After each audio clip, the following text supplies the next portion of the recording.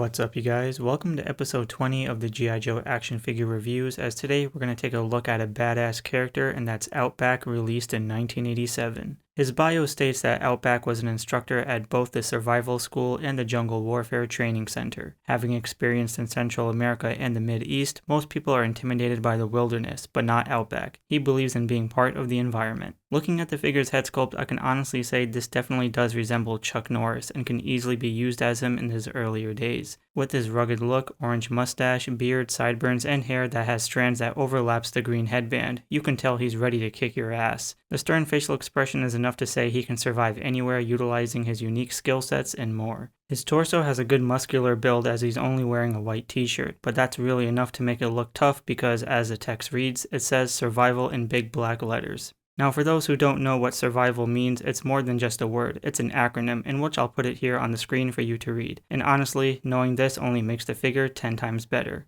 His arms don't have much other than beefy biceps with gray gloves, where the right arm has a watch on the wrist. It's a bit hard to see because it's in the same color as the gray gloves blending in. Now, the big takeaway here is that he has a web belt that's wrapped around in which it actually sculpted really well. Even though it's all in the same light brown color, you'll notice a big pouch, some buckles, and texturing by the straps. This ties into his backpack, which we'll talk about a little bit later. However, one thing to note here is that the figure's O-ring has snapped and it's holding on for its dear life. Therefore, I didn't get a chance to change it, but it'll do for now. So by looking at the waist, the belt buckle is green with minor sculpting, and there's brown straps that go underneath the green hooks. The rest of the pants are this really nice green color with a dark bluish camo patterns throughout. Aside from the pouch on his right leg, the left leg has an attachable flashlight in which it pegs into the hole that's on the side. And this piece is really easy to lose, so try to do your best to not fidget with it. When heading down to his black boots, other than being sculpted pretty hefty, he does have a brown knife within the sheath on the left. As for accessories, aside from the flashlight and web belt, he comes with a rifle where the strap broke off on mine, but it's okay. His backpack has some weight to it, making it top heavy, but I can't blame the guy, especially if he's out on his own in the jungle. The bag is sculpted really nice with creases by the pouches and all the pockets,